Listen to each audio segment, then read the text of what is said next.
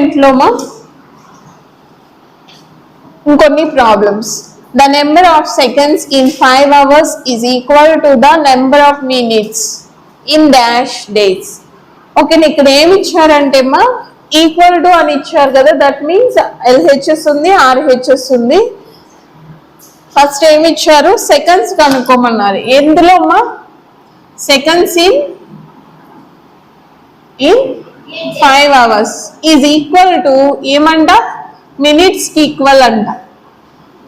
ఈ మినిట్స్ అన్నావు మళ్ళీ దేనికి, ఎన్ని డేస్ అని అడిగారు.